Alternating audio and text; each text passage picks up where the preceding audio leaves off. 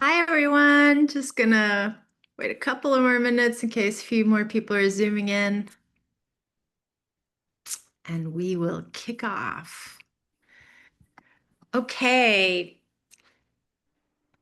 Greetings, everyone. I'm delighted and grateful that you have chosen to be here with us today for this important event. My name is Gelare Coe, and I'm the founder of Kosmos Institute. The overarching aim of our school is to foster the ignition of a Sophionic renaissance in higher education and beyond by unapologetically championing the inherent dignity and majesty of the fully actualized human being. Kosmos Institute rejects the invitation of our current historical moment to outsource the difficult, creative, and transformative work of being alive, intelligent, powerful, and sentient to soulless machines and their darkly motivated human masters. My sense is that we have truly reached a moment in time when we can no longer make lame excuses about why we can't take ownership of our behaviors. Each one of us must decide for ourselves where and when to draw the line on all this darkness. We can begin by withdrawing our attention and financial support from destructive technologies and systems and direct those precious resources toward constructive people, places, and behaviors. Your presence here today indicates that I'm preaching to the choir, but we can all sing or perhaps just hum the song of freedom everywhere we go, and we can shine the light of truth to gently guide others along the way. For many months now, I've been asking Dr. Slater to help me and the Kosmos Institute community make sense of the meteoric rise and manic presence of artificial intelligence technologies in our lives. I first met Dr. Glen Slater in 2018 when I had the good fortune to take classes with him at Pacifica Graduate Institute. He was then and remains to this day one of my all-time favorite professors, thinkers, and writers.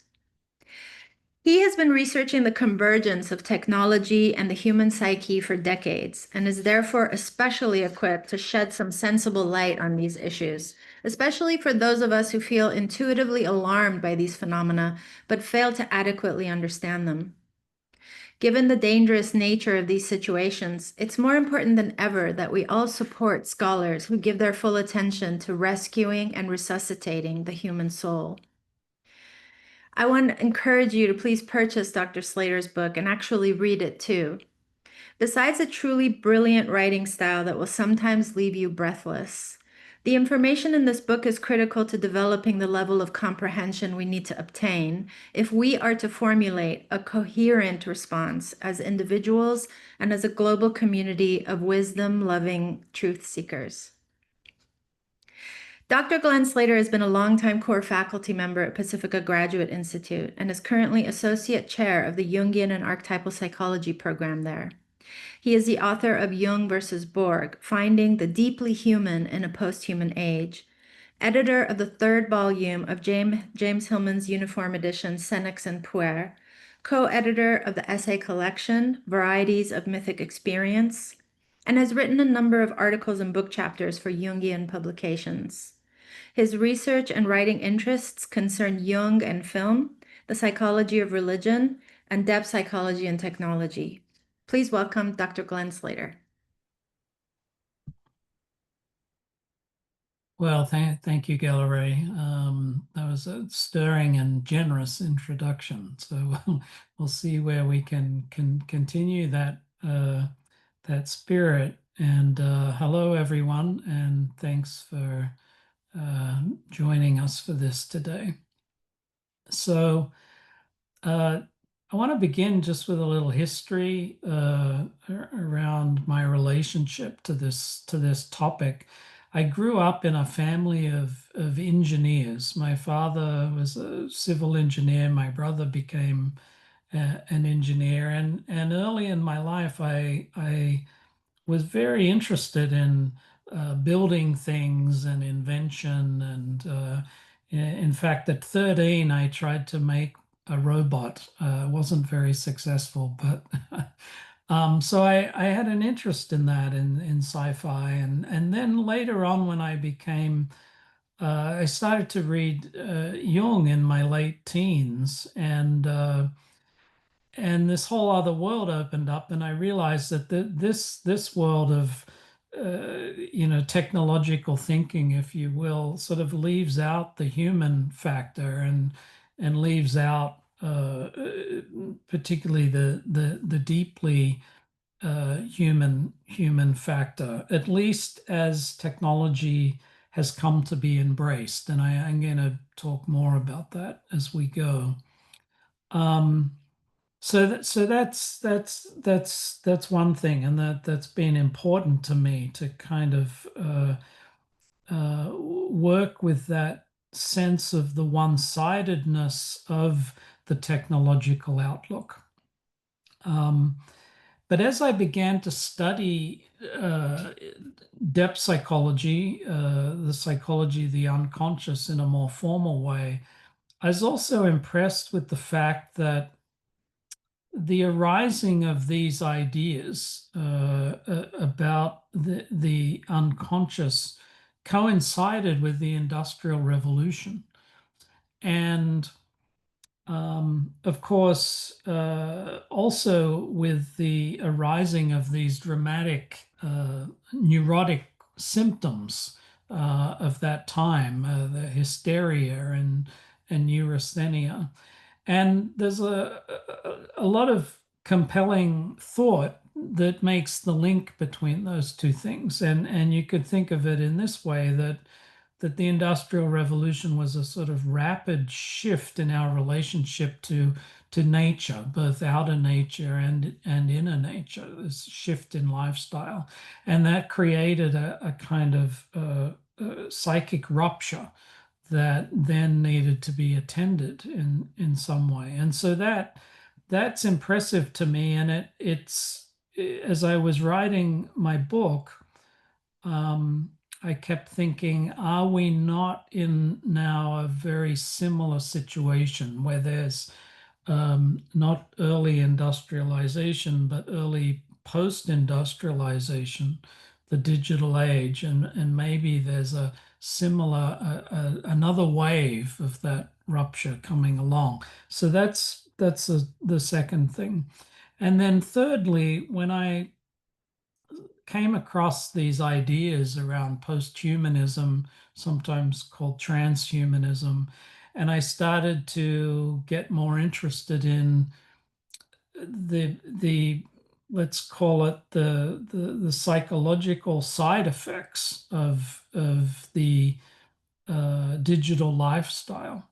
I became aware that Jungian psychologists in particular weren't paying much attention to this, and hardly anyone was writing about it. And I thought, well, that's very strange. If there's a whole bunch of influential people telling us we're about to leave our bodies and minds behind and go into cyberspace in a fuller way, the implications of this are vast and need to be looked at.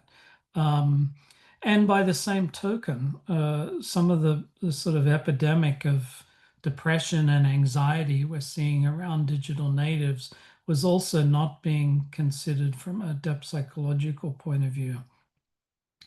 Now, what joins those two aspects, that sort of post-human vision of where we're going and what's happening to us psychologically now, what joins those together is a kind of techno-religion, a sort of deep belief that if we put all of our baskets, all of our, eggs into the basket of computation, then we're going to create a sort of optimal state of being and a perfect world. And I could see that in this fantasy there was a lot of unconscious spirituality, and some other people have written about that. And also, this, because of the influence of these technologists, the people running the tech corporations that in a way embrace this techno religion, it's all around us. It's something we're living with, and of course, AI, the latest iteration of computer innovation, is right at the center of this. Um, and as you'll see, that's the pivot around which the post-human fantasy takes place. Because, of course, if computer intelligence can match human intelligence, there's not much to prevent us from sort of literally merging there. So that's a kind of prologue to where we're going, and my aim is to set out some key lines of argument from the book, um, and also to offer ways to orient ourselves within this world of rapid change. Uh, with AI being the latest iteration. And along the way, perhaps for those of you who are already interested in Jung and depth psychology, to sort of bolster the importance of Jung's understanding of the psyche. So, uh-oh, we had a little problem right at the beginning, and the problem has returned, which is I can't change my slides. You see, his technology getting back at me. Let me just try to stop and restart this screen share. I don't know why this is happening. All right.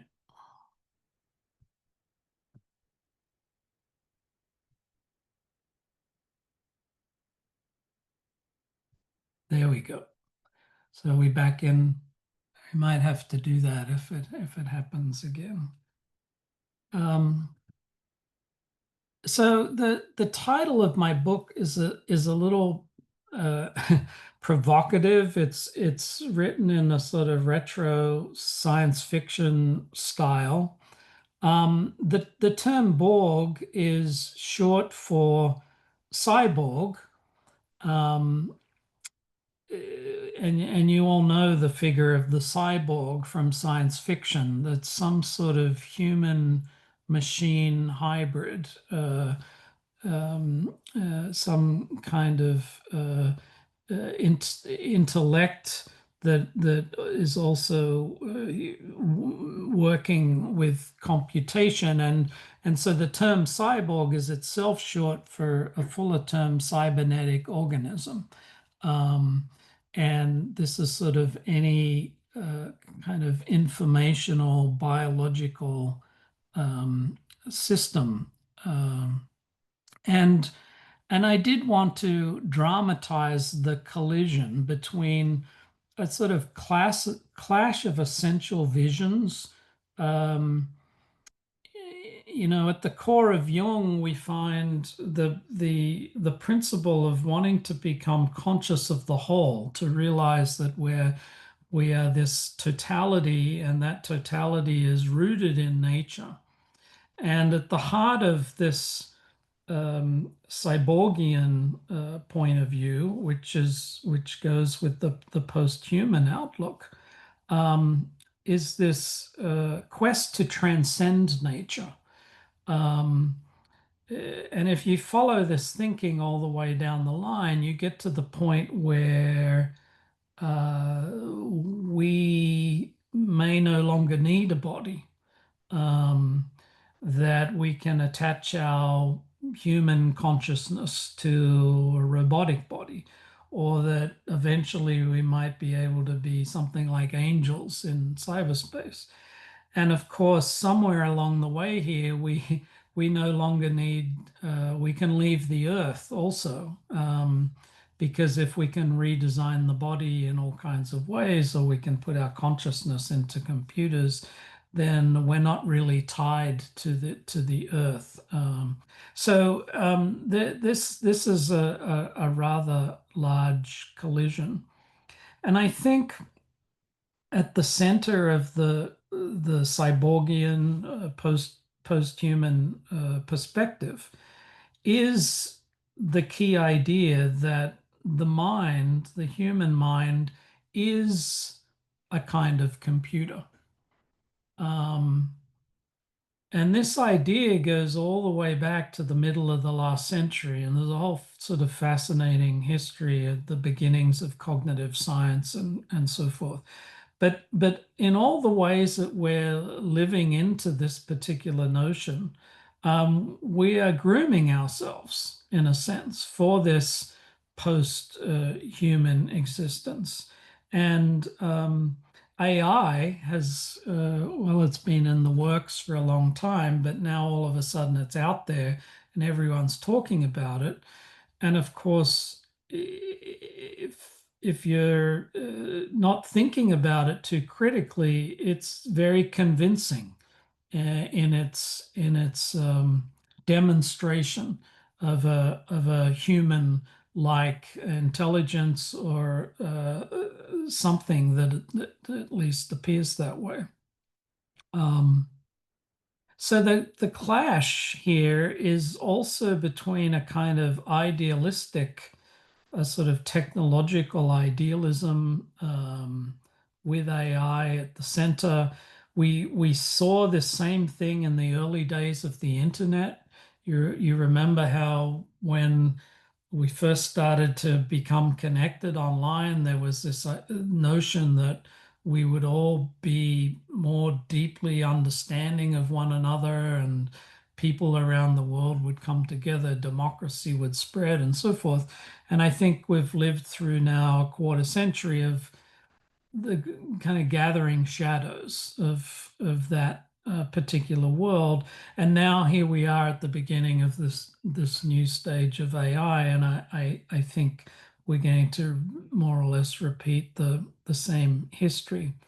So there's the idealism versus the actual lived experience. In Jungian psychology, we talk about the phenomenology of the psyche, the way uh, we actually just experience things, whether it's our spiritual aspirations or our uh, sense of being in the world among other beings and so forth. And that lived experience comes with breakdowns, with pathos, with suffering, both individually and collectively. And so one of the main things that I'm pushing for in this book is for us not to overlook that symptomatology that is now very clear as we've moved into this new way of being, this more technological way of being, that the psyche is giving us a lot of feedback, and that it's important for us to somehow take that into consideration.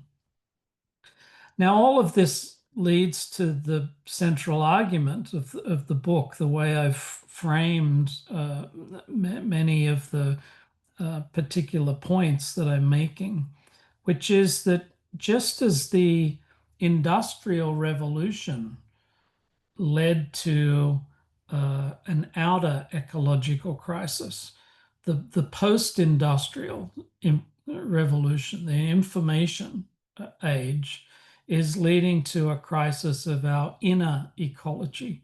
And I borrow from Gregory Bateson his term, an ecology of mind. And I think that this is where we are now, where we're facing an ecology of mind. We can see that in terms of our individual experience of what's happening to our attention, what's going on with our personal information, collective level, the spread of disinformation and the turmoil related to that. All of that plays into this. And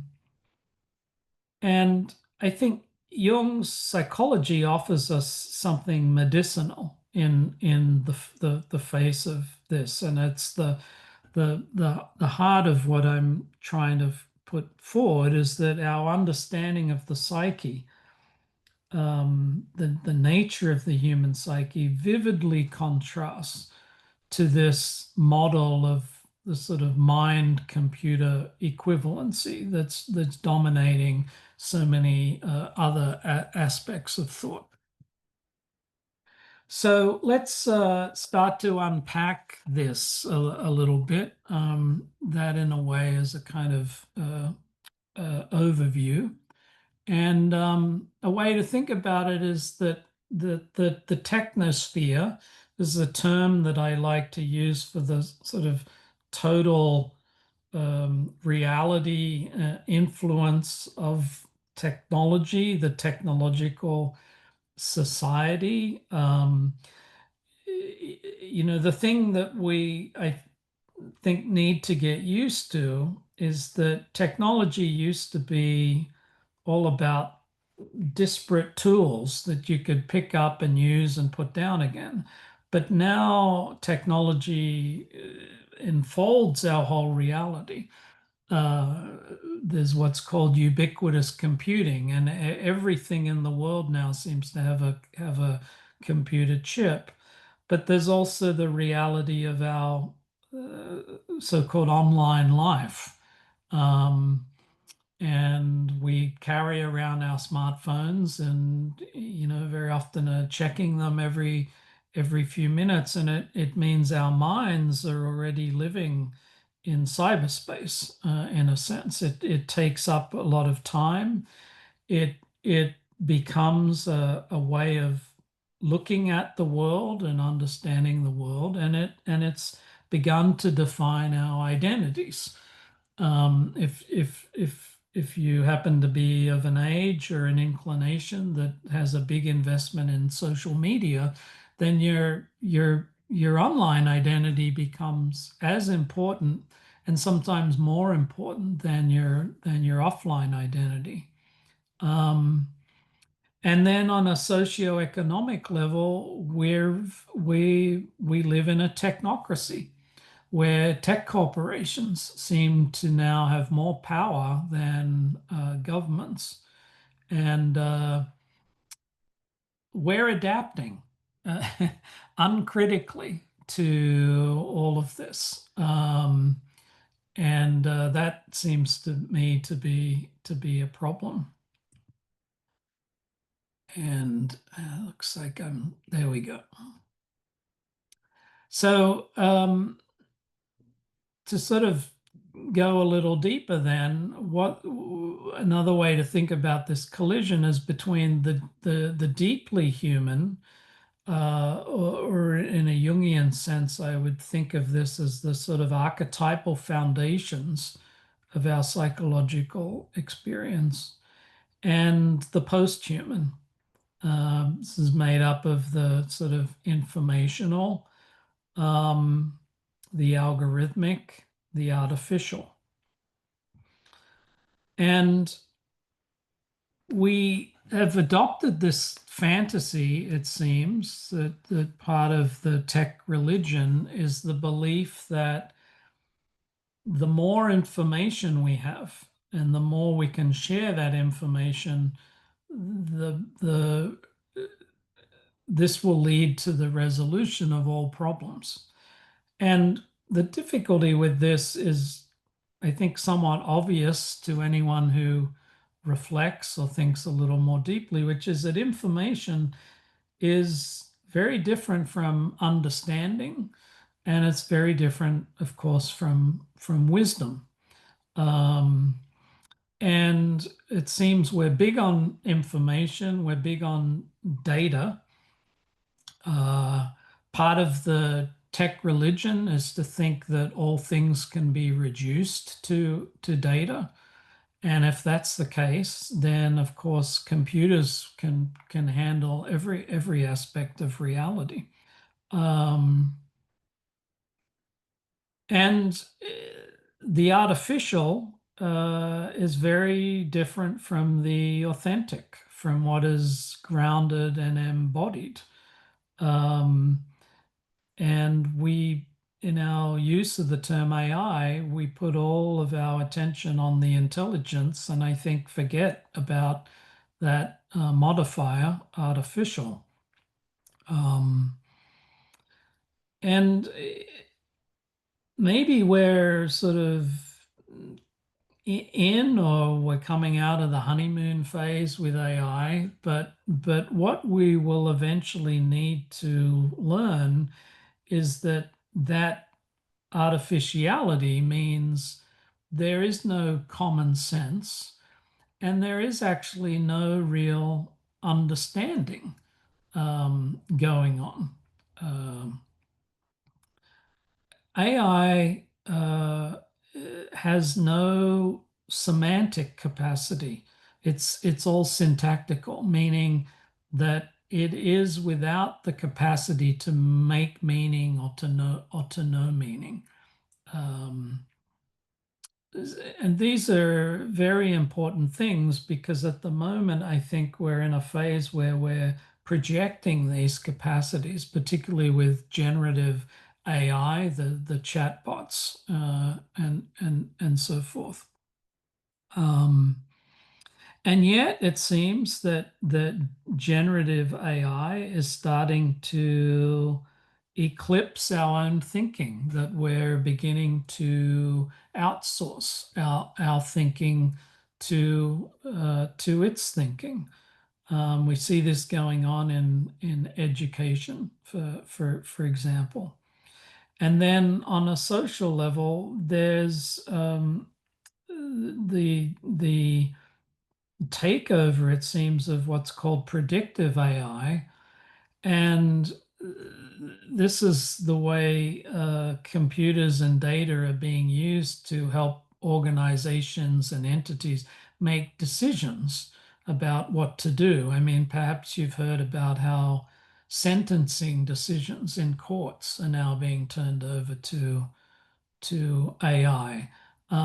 Whether a person should be given a bank loan is being decided in large part by AI. So you can see in these two ways that AI is starting to really reshape our lived experience, and that's what I mean if you think back to the idea of the technosphere being all around us. Um, and of course, this is going to collide with our own deep natures. You know, back when Jung was writing about the modern condition in the early and mid 20th century, he talked about two things: a loss of instinct and a loss of soul. Um, he would often say that the modern problem, the modern psyche came down to a loss of instinct, a loss of connection with the deeper parts of ourselves, and particularly where we're grounded in nature. Now, I've uh, to sort of summarize and quickly go through then where we've been. The technology that we've embraced is full of shadows, and why this shouldn't surprise us, but the idealism tends to keep the reality of the shadows out of the picture.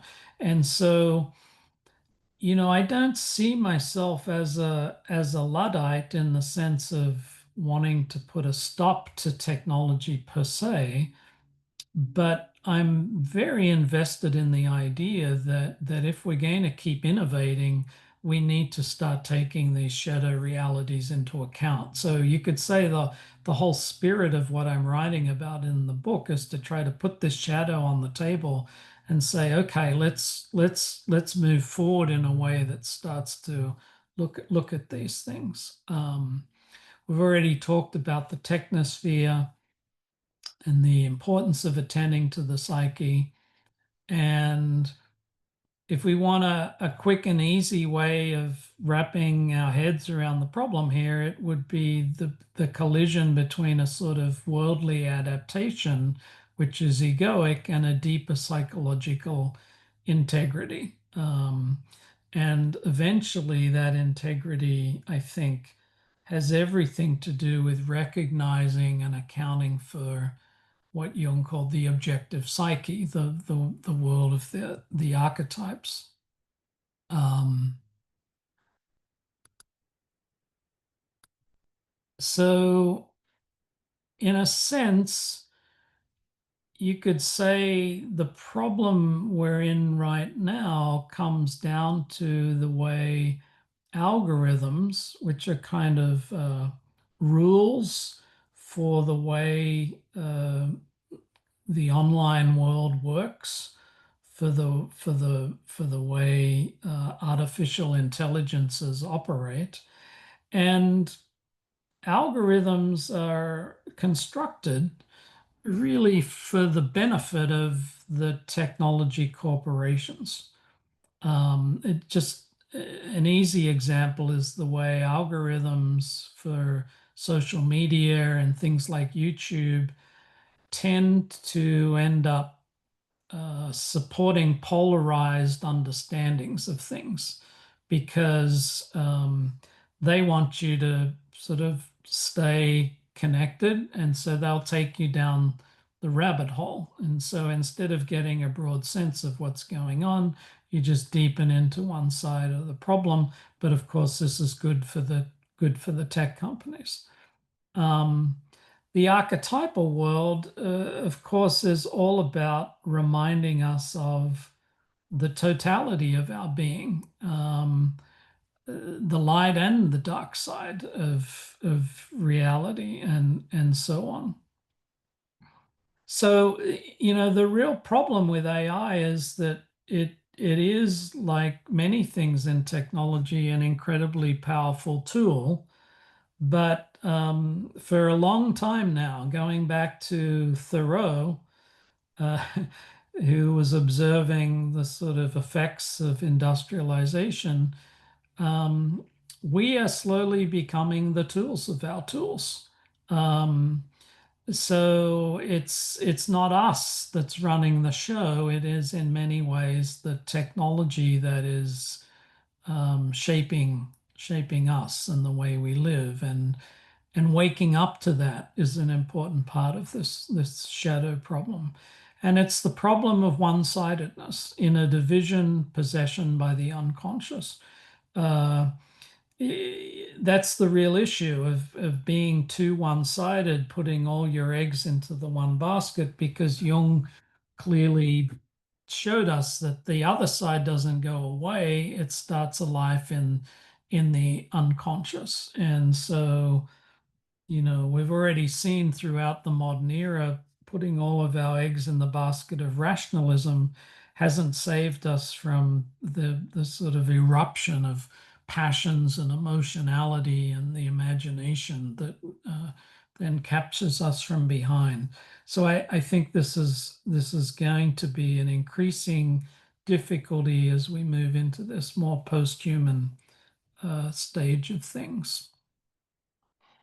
So, a couple of quotes from Jung that I think punctuate what we've been talking about, where he was already observing this sort of inner division in the modern psyche. Um, Consciousness, for all its kaleidoscopic mobility, uh, his head would be spinning if he was around these days, rests, as we know, on the comparatively static, or at least highly conservative, foundation of the instincts and their specific forms, the archetypes. This world in the background proves to be the opponent of consciousness, which, because of its mobility, its learning capacity, is often in danger of losing its roots. So that's a sort of broad picture of the nature of the psyche. The more we're invested in this world of conscious understanding, the more we become split off from the deeper reality. So he says a psychological split runs through vast numbers of individuals. The cause of this development lay principally in the economic and psychological uprootedness of the industrial masses.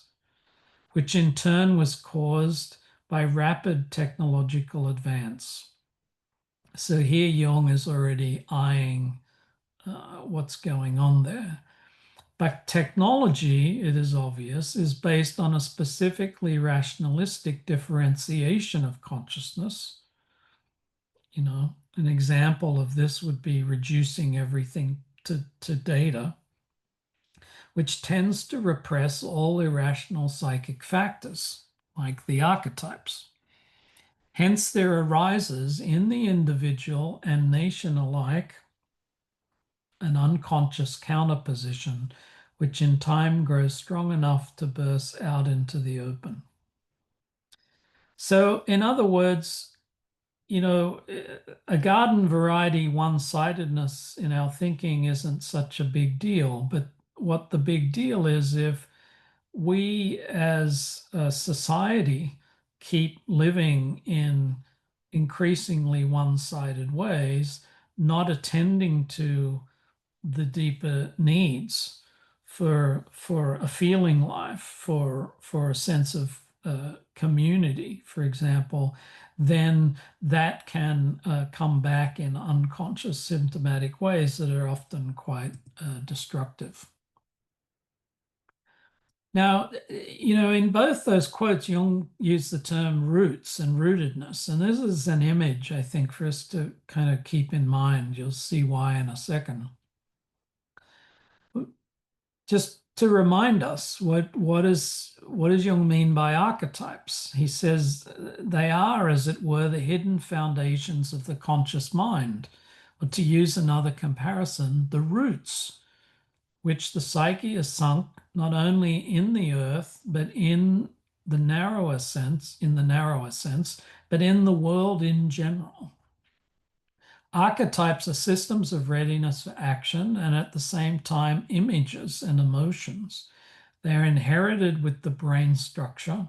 Indeed, they are its psychic aspect. They represent, on the one hand, a very strong instinctive conservatism, while on the other hand, they are the most effective means conceivable of instinctive adaptation. They are thus essentially, and I love this phrase, the chthonic portion of the psyche, if we may use such an expression, that portion through which the psyche is attached to nature, or in which its link to the earth and the world appears at its most tangible. So I think that this angle is very important because it's not just a sort of inner world that we are becoming disconnected from with all of our connection to the online world. It's also a quality of being present to the world, a more soulful, a more connected sense of the world, which I think also then leads to a kind of attentiveness and care.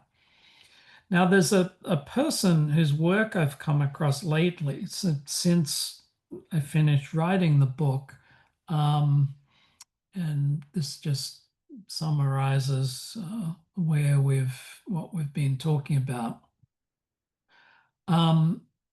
Byung-Chul Han, a South Korean-born philosopher who's in Berlin, sort of German university there, and he's written a series of books that I think are just powerful exposés of what is happening in this sort of psyche world relationship. And he's more philosophical. He's not overtly depth-psychological, but it's very, his ideas are very compatible. So just keep in mind what the way Han is picking up the idea of an ecology of mind, or the archetypal roots, what Jung just called the chthonic portion of the psyche, the link to the world at its most tangible. In other words, the sense of the world as presence. And Han says Our intoxication by communication and information makes things disappear. So he's sort of dramatically stating the way in which we become disconnected from the things of the world. Today's world is fading away and becoming information. As information hunters, we are becoming blind to still inconspicuous things, to what is common, the incidental and the customary, the things that do not attract us but ground us in being. So he's talking about the things of everyday life, the things, the spaces that we live in, the the things that are meaningful to us, that carry a kind of history, that have a sort of presence. As he says, information by itself does not illuminate the world. It can even have the opposite effect. From a certain point onward, information does not inform, it deforms. Identity today. Identity is produced through information. We produce ourselves on social media. Now, in another book, the way he talks about this is he says we live in a time where we've all become projects rather than subjects. I find that to be a really compelling notion. So, overarching archetypal imperatives, and I've implied this in some of the things I've said, but just to reiterate, one would be towards a sense of inclusion and completion. If you know Jungian psychology, Jung had this idea that there was a central archetype he called the self. And that our individuation process, our psychological maturation, had to do with moving to an increasing embrace of that particular archetype of the whole. But there is also in the psyche what Jung called the religious function. And this has to do with the need to feel related to things that are larger than us, forces that are outside of our control, to have a spiritual life, a genuine spiritual life.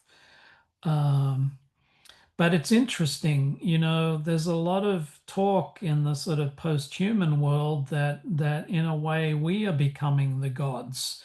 We are recreating the world and so forth.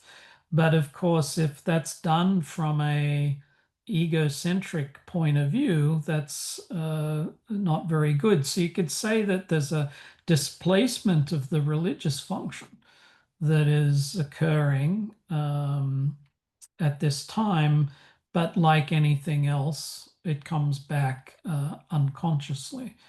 And then, the shadow, the idea that there's always a shadow.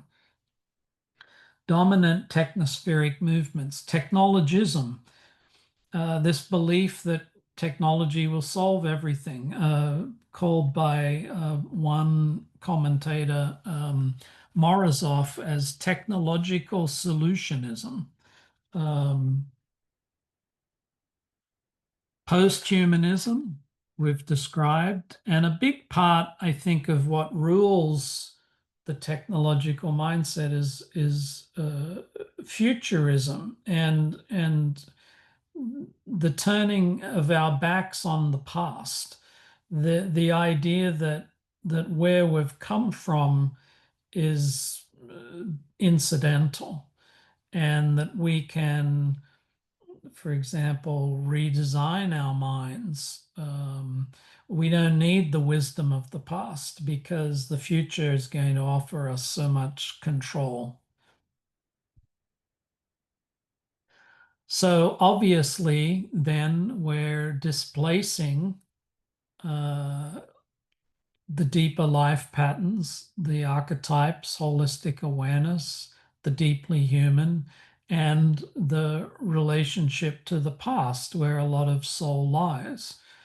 And a lot of what Jung called the unconscious has to do with the relationship with the past. I mean, if you go into an indigenous culture, their idea of what we call the collective unconscious would be the world of the ancestors.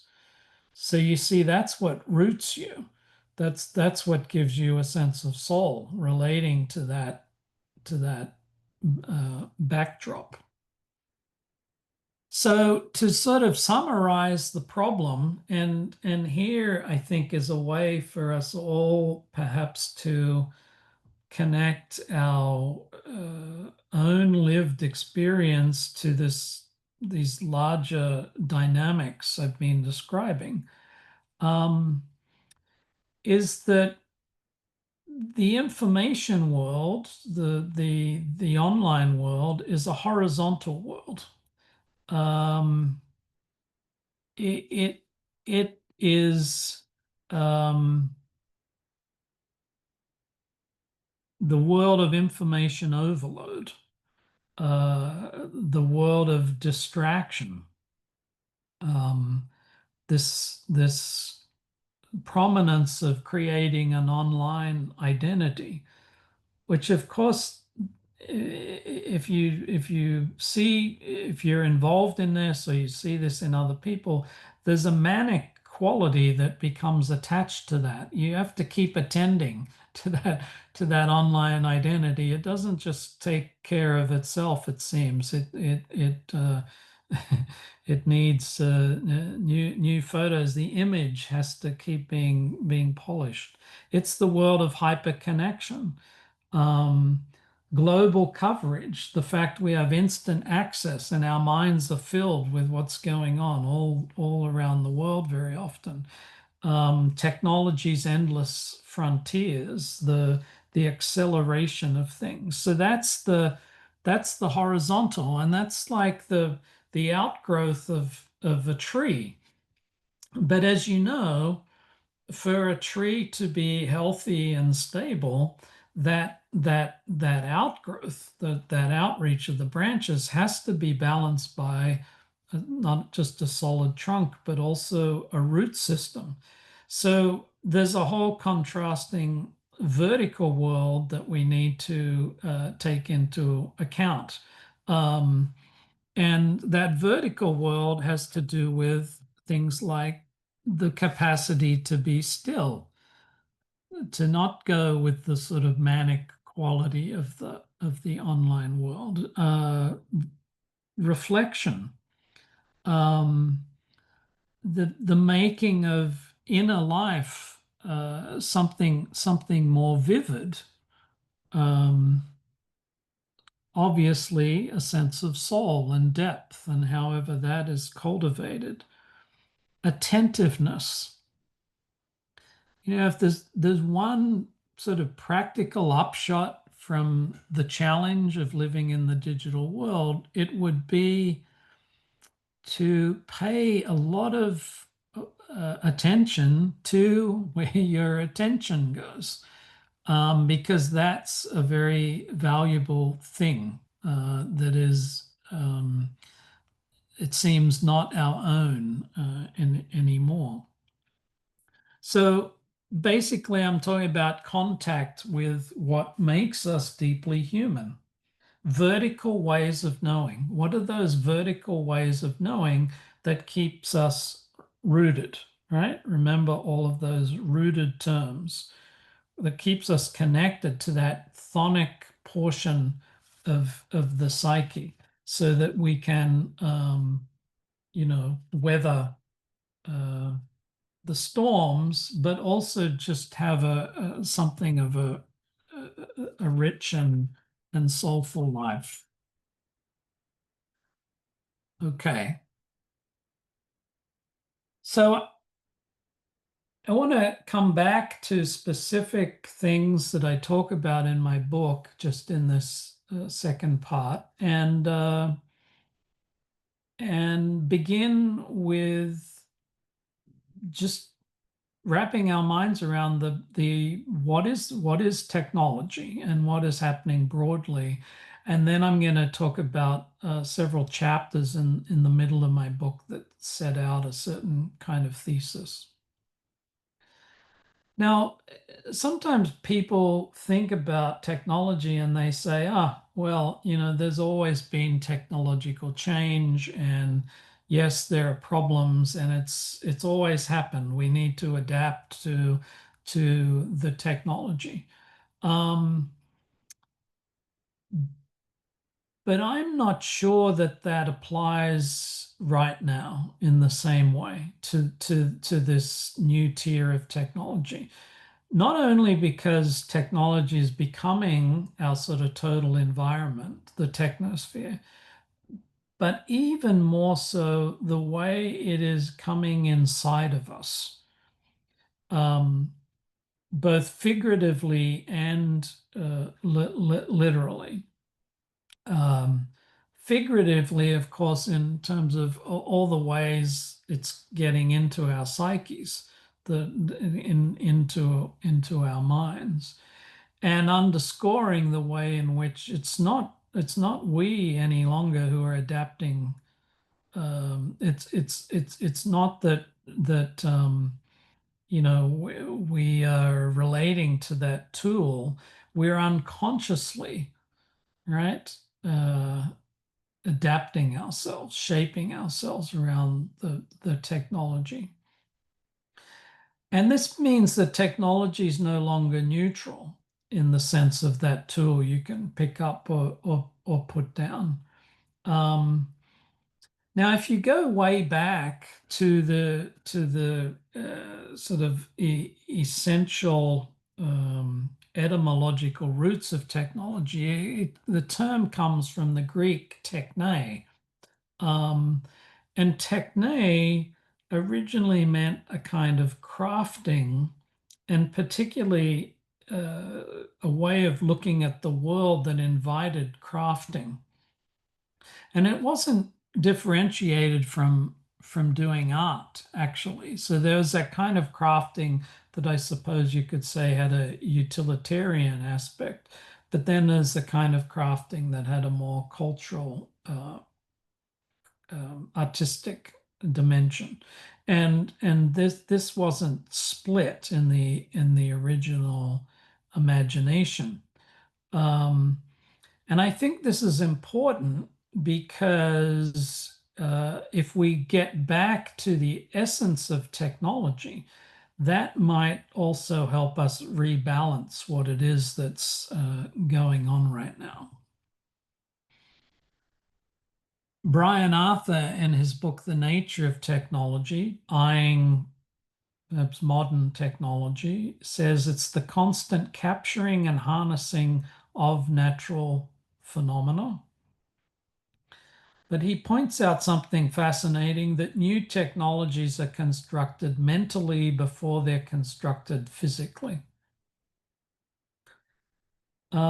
Technology isn't, once you become phenomenological about it, and this is what a lot of philosophers hold, that technology, as we typically think about it, is not so much about the gadgets and things.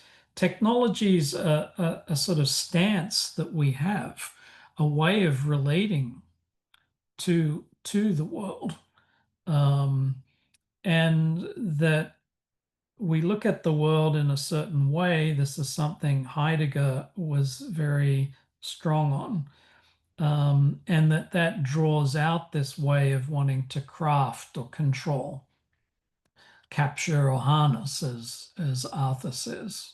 Right? So that's one thing to hang on to, because what does that tell us? Well, it tells us that technology is itself much more psychological than we're apt to give it credit for. And so in my book, I run with that a little bit, and I use this term, the tinkering instinct, to try to describe what it is behind technology, that we have, and this is a part of our own instinctual makeup, the instinct to tinker with things, to experiment. Um, some people that kind of go deeply into this history basically argue that we've become technological because of our anatomy, because the hand is able to sort of pick things up and manipulate things in a way that we don't see in other non-primate species. So this gives us a way of both contemplating the world and also controlling the world. But of course, the one-sidedness of modern technology can be construed in this psychological way as the tinkering instinct becoming so dominant and so prominent that a lot of our other instinctual needs are falling by the wayside, and the post-human problem is that the whole future of our species is being put into this basket of being able to control, manipulate, redesign ourselves. Now, another angle on this that I think is important, and again, I'm talking about like how should we think about technology in general? And we all know the idea of industrial commodification, that the industrial age turned the world into a resource, and that involved a kind of objectification of things. And Heidegger's argument is that in contrast to the original sort of Greek sense of techne, where there was a working with nature, right? A sort of sense of cooperation, that modern technology has more of an instrumentality about it. That to the point that our technological stance is more manipulative or exploitative. Now, here's the twist that starts to bring us back to our particular topic,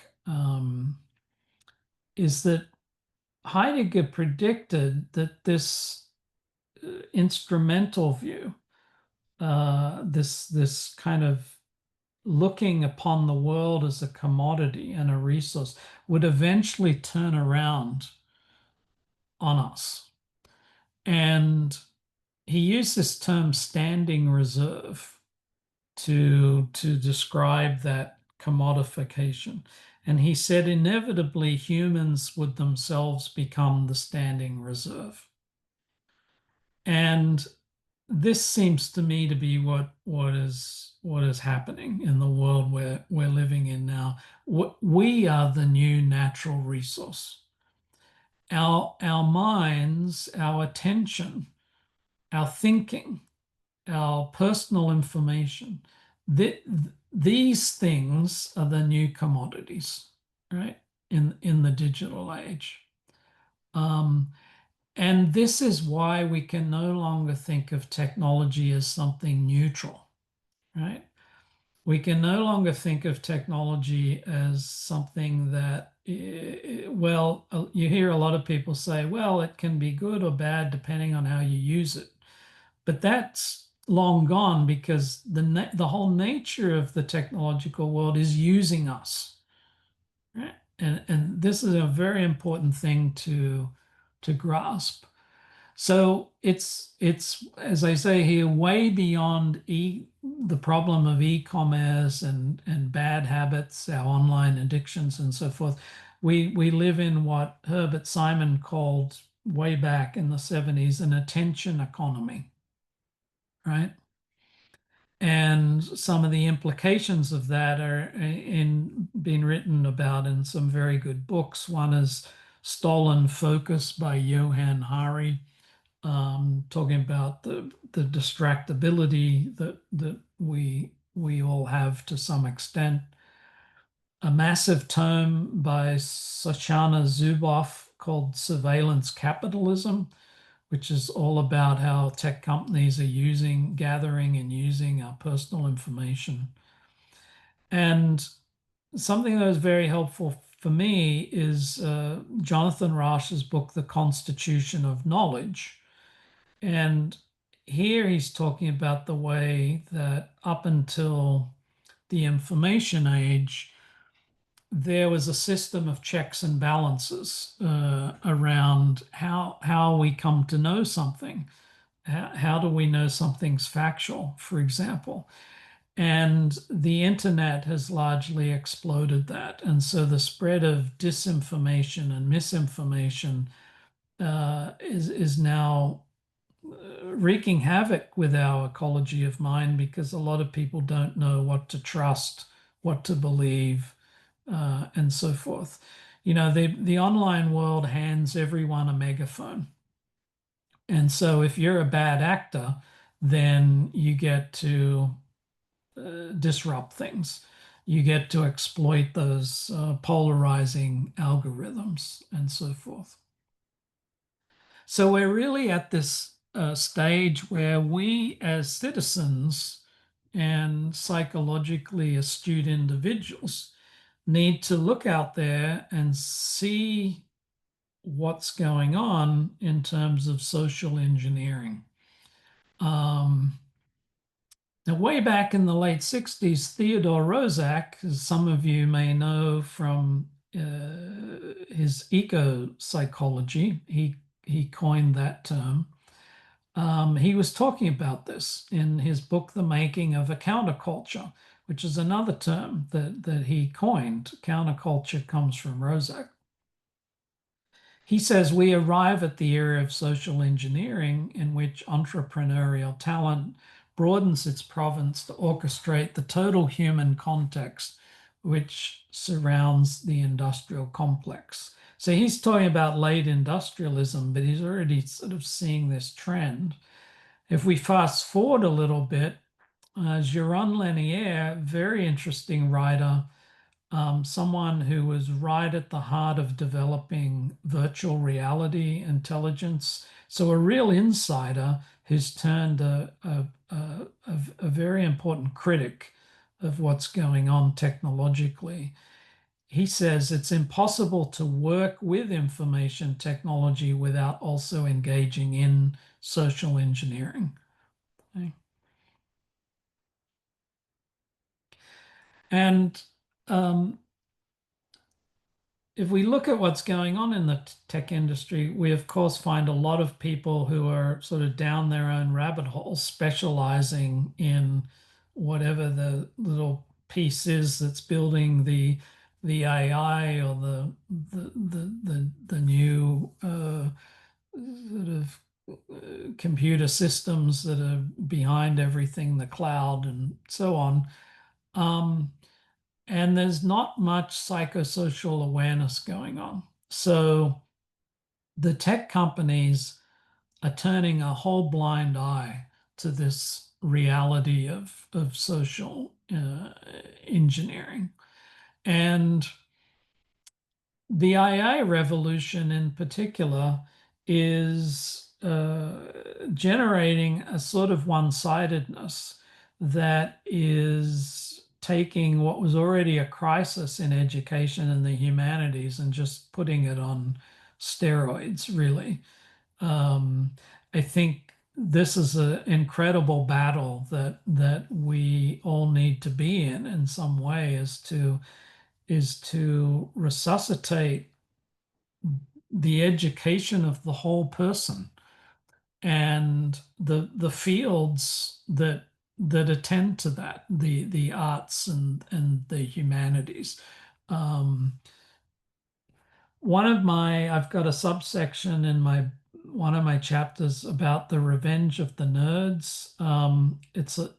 It's a little bit um, I suppose risky, but I'm serious that if you look at the psychologies of some of the most influential people in technology, they seem like nerds that have just grown up, people that have overvalued the intellect and have had early problems in their socialization. And now they're wanting to remake the world in a sense in their own image. Um, and I'm not the only one who's sort of brought this up. There's some tech insiders that have written about that culture and basically suggested that this tremendous need to control nature comes from, in a way, their own psychology. Um, so we have to not only see the phenomenon of social engineering, but we have to also think about where's it coming from, what's it rooted in. So those general comments on technology, I think, are very important and put down a foundation. Now, to move to some more specific dynamics, though, in the book, I have a series of chapters in the second part, uh, numbed, borged, half-brained, and paternity, the chapter titles. And here is where I'm putting forth the sort of essence of my argument. And the essence of my psychological argument is that we're in trouble because digital technology has led us into a state of normative dissociation. Um, Dissociation is different from repression because it has to do with things that have entered your conscious sphere, but you're no longer really connected to them. You no longer have a feeling sense of them. So it's more of a sort of scattering effect. Um, a sort of disconnection. It manifests as a disconnection to others that may be right there in your field of awareness and to your surroundings. So it connects back to that idea of not being like rooted in something. I heard on the radio recently that a whole bunch of young people, there's a new movement, taking a walk without your smartphone.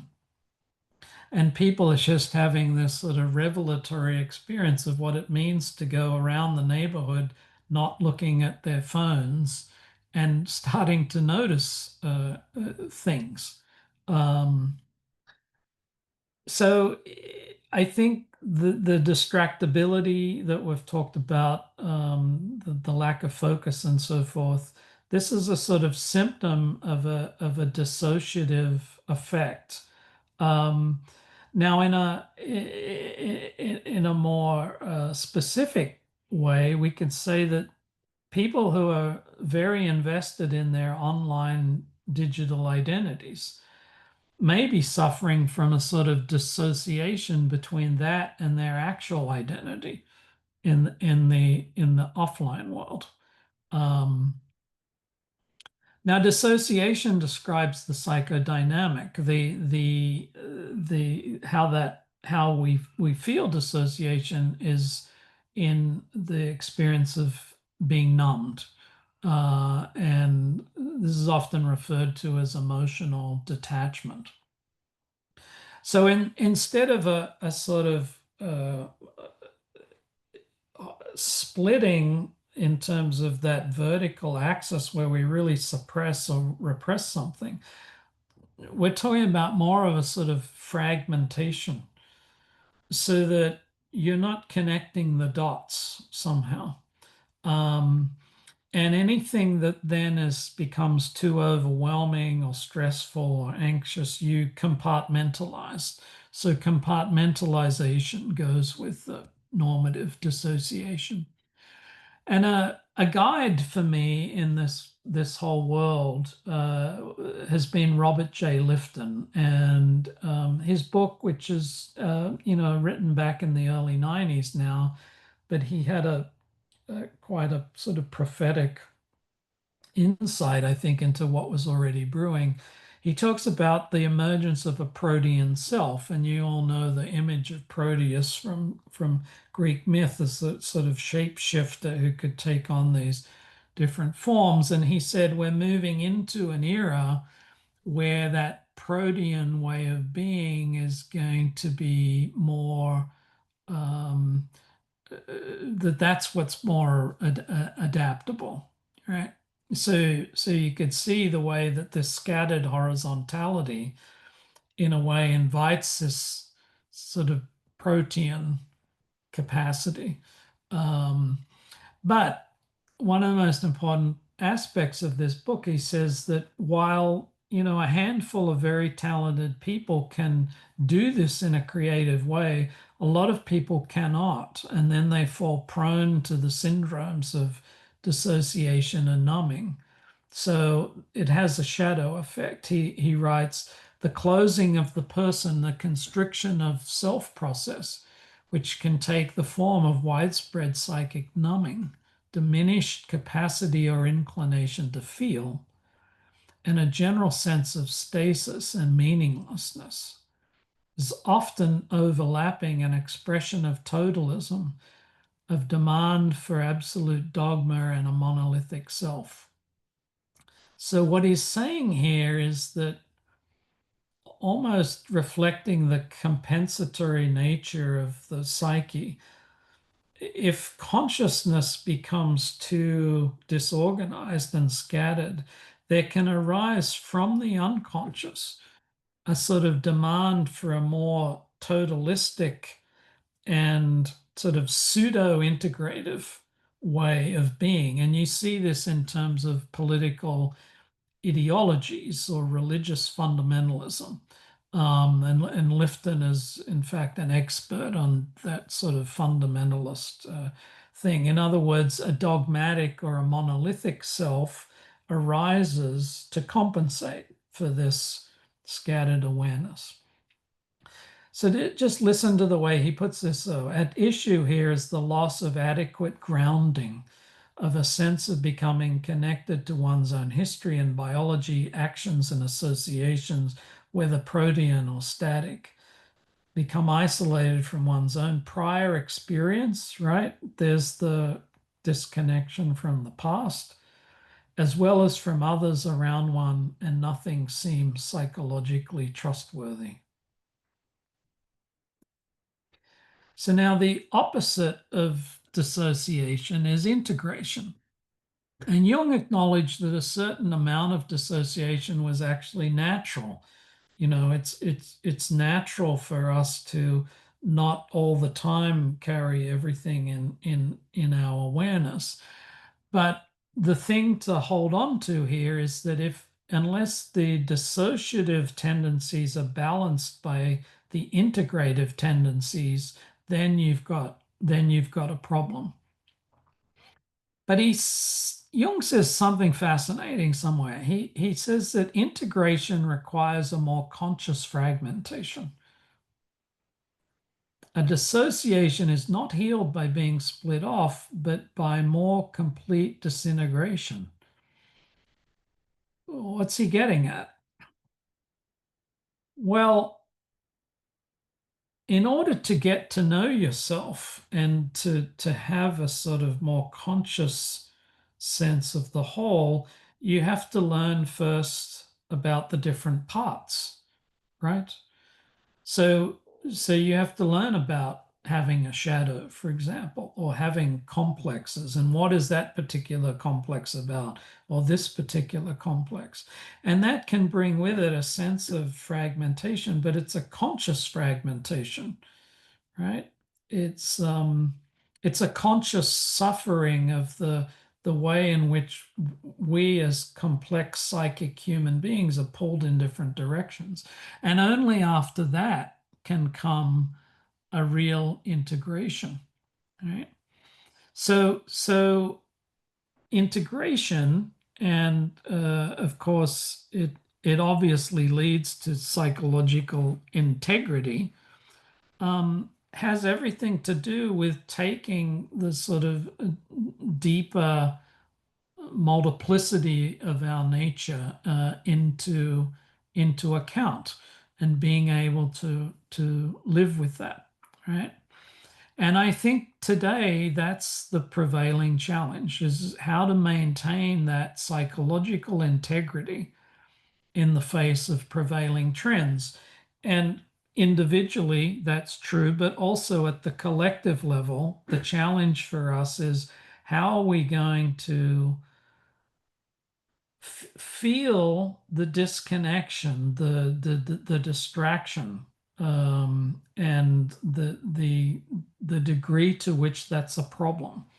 How are we going to take in the effects of the polarization, the kind of communal breakdown that's happening? In other words, the symptoms that are emerging at a collective level, so that there is a feedback loop, right? And we can innovate more consciously going forward. Now, quickly, I'm just going to go through these chapters and sort of give you a taste of the essence of things. The idea of becoming a cyborg used to be the stuff of science fiction, but we all know that not only are there more and more parts that technology has developed, replacement parts for not only bones but organs and things that keep organs running, returning them to normality. There is now the development of computer brain interfaces. This is one of the things that Elon Musk is up to,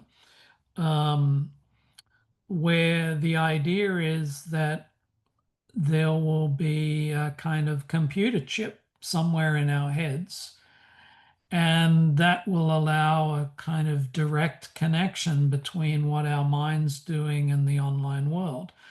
Now, there's already technology where your thoughts, right, are already being able to sort of show up in terms of moving a cursor around the screen and so on and so forth. So it's the early days of this.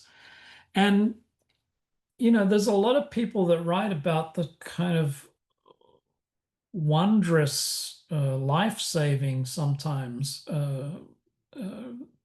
implications of a lot of this technology, and that's great. These artificial limbs now, that you can think about where the hand wants to go and the artificial limb moves, and so people are training their limbs. So all of this technology that restores functionality is amazing. The difficulty is when we start to think about these big terms, augmentation and enhancement. Right? Because at some point, the technology is going to become more and more elective and try to move us in a different direction. And at the heart of this is, as I pointed out at the beginning, the idea that human and artificial intelligence can be so compatible that they can merge. As some of you may know, a big name in this stream of thinking is a guy named Ray Kurzweil, who used to be a chief engineer at Google. And he's famous for this term, the singularity, which he took from a couple of other thinkers. But the singularity, according to Kurzweil, will be that point where artificial intelligence starts to surpass human intelligence. And that will force us into somehow keeping up, either integrating artificial intelligence in these ways, um, or, perhaps letting AI take over, or, some of the fantasies in the post-human world is downloading our consciousness. Um, and there's two particular things I get at in this chapter, which is that what's driving a lot of this thinking is one, the reach for immortality, right? To go beyond death. So there's a sort of denial of death and the psychology of death, and also the fantasy of perfection. And this is a big one, I think, because we already know the difficulty of this fantasy in psychology. Um, Perfection is very different to psychological completion. Perfection means running with certain qualities and dismissing others. Now, one of those ways of running in one direction and dismissing others is, ironically, while technologists want to, they argue the brain, well, first of all, they collapse mind and brain. That's obviously a difficulty. But then they want to say the brain is really a computer. And the heart of this, is a whole fascinating history of ideas around the middle of the last century, the Macy conferences. And this is where they developed the notion that the neuron is really a switch, right? And so therefore the neuron and its function can be reproduced in a computer circuit. So this is what's at the heart of the brain computer equivalency that has been so influential. Of course, updated psychoneurology tells us that the neurons have a much more complex function in terms of what turns them on or turns them off. But nonetheless, that's a problem. But another glaring problem is that when post-humanists in particular think of the brain as a computer, they're almost exclusively thinking about the left brain. Right? And when you read people like Ray Kurzweil, and this issue comes up, he says, there are parts of the brain that we can leave behind, basically. Right? So right there is the lack of investment in the totality of being. Now, what a lot of, I think, progressive neuroscientists tell us, and I'm thinking of people like Dan Siegel at UCLA, and a really interesting guy in Britain, Ian McGilchrist, whose book The Master and His Emissary is made quite a splash. They argue that the right brain, the right hemisphere, is actually the foundation of the entire mind. So the right hemisphere, of course, being about more pattern recognition, the imagination, symbolic thinking, emotional intelligence, and so forth. I mean, the hemispheres work together, but there are these tendencies, and they sort of bring together the research that shows that right brain comes first. In depth psychology, we talk about the way the psyche is based on images, right? And then all of our conscious thinking comes up from that. Well, that's being reflected in neuroscience. But this right hemisphere is being left behind, right? And that's why I call the chapter half brained. And finally, so I talked about numb, dissociation, borged, half brain, paternity. I have a chapter that describes the way in which two movements through late modernity, behaviorism, right? And then to a lesser extent, kind of cognitive psychology that comes after that. But then postmodernism, right? Both of these have led to the idea that we can simply redesign ourselves according to our own desire. Right? Behaviorism really neglected the inner world altogether, and I think therefore opened the door to things like the cognitive behavioral paradigm, which uses a lot of computer analogies in its thinking. So already there's a sort of implicit idea that mind and computer work the same way. So you can see how that sort of set up a template for this post-human trajectory. But in postmodernism, there is a sort of deconstruction of the structures of consciousness. Postmodernism isn't so enamored of the idea of archetypes, for example, because there the emphasis is on the way our experiences and perceptions are socially constructed, right? And there are no deep roots that Jung was talking about. And so this leads to a very sort of fluid sense of human experience, which again opens the door to some of these radical changes that are being talked about. Okay, so let me quickly then bring things to a close with talking about finally the restoration. So I've laid all of this out, and I think understanding the problem gets us 3/4 of the way there. I mean, because once we understand what is going on, that then kind of in itself moves us to think in a certain way and perhaps shift our behavior. And Jung's whole psychology is based on turning to what we might think of as the shadow traditions. These are the streams of thinking that go underneath modern Western consciousness, such as Gnosticism and alchemy and the mystical traditions and so forth.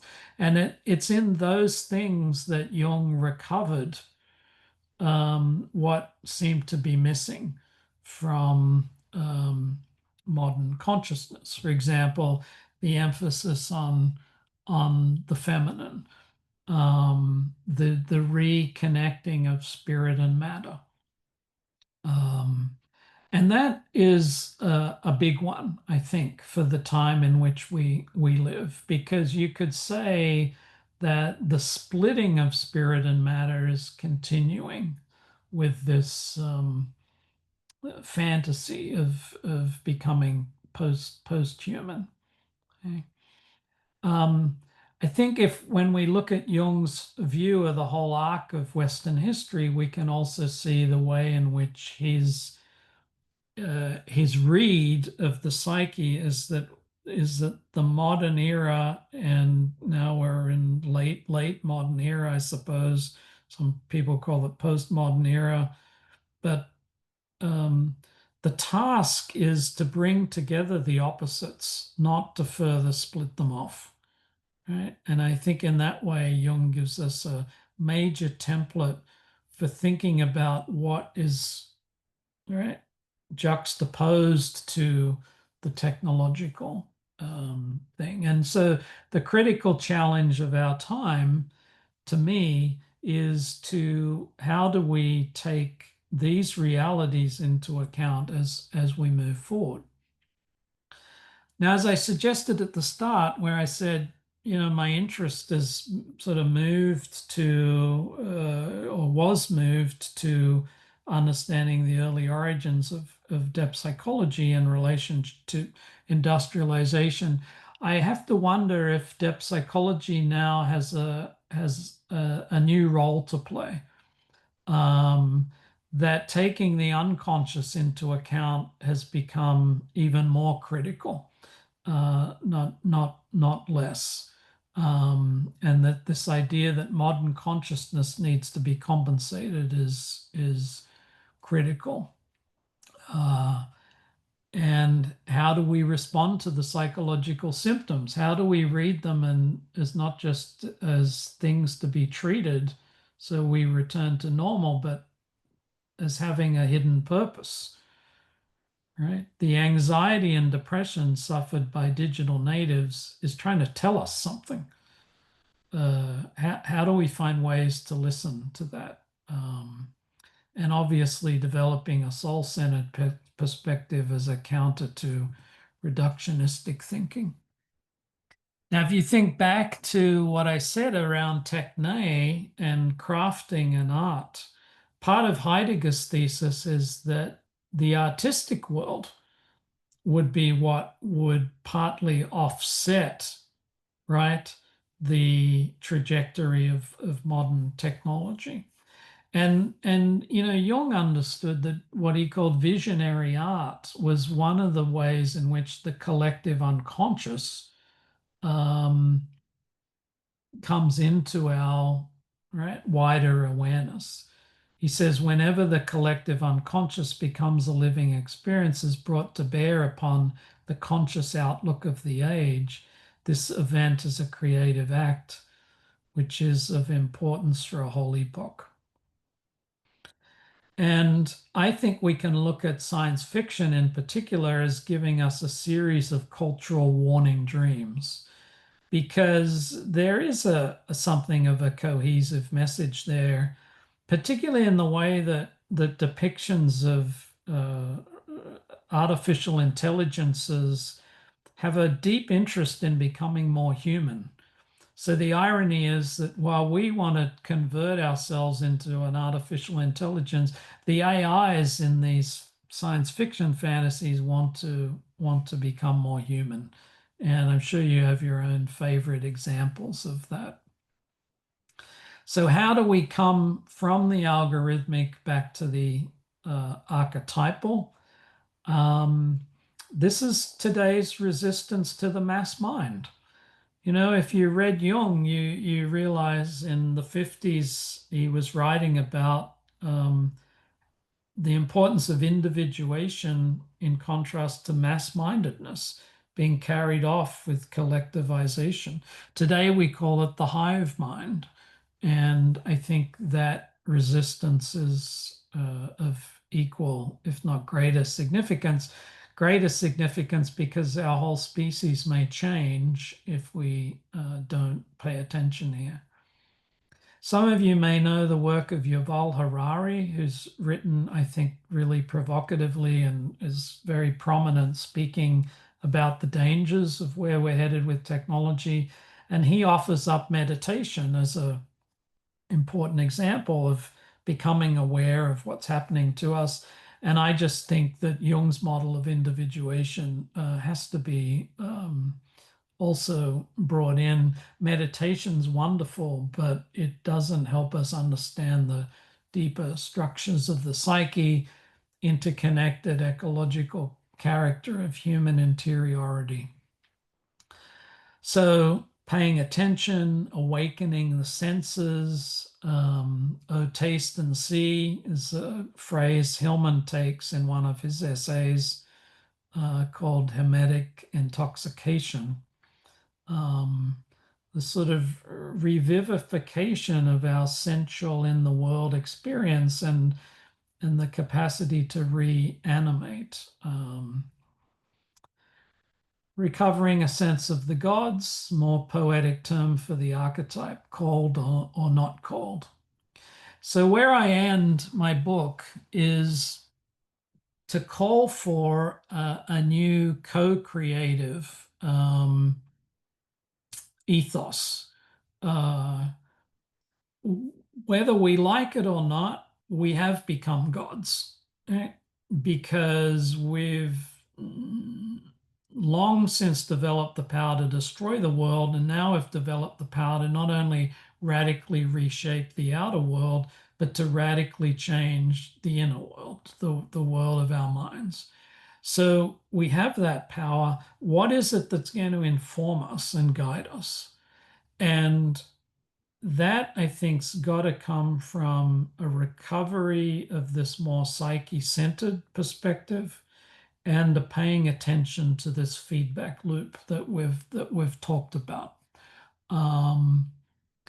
And in this way, I think the ideas of individuation, expansion of consciousness, these things go with co-creation.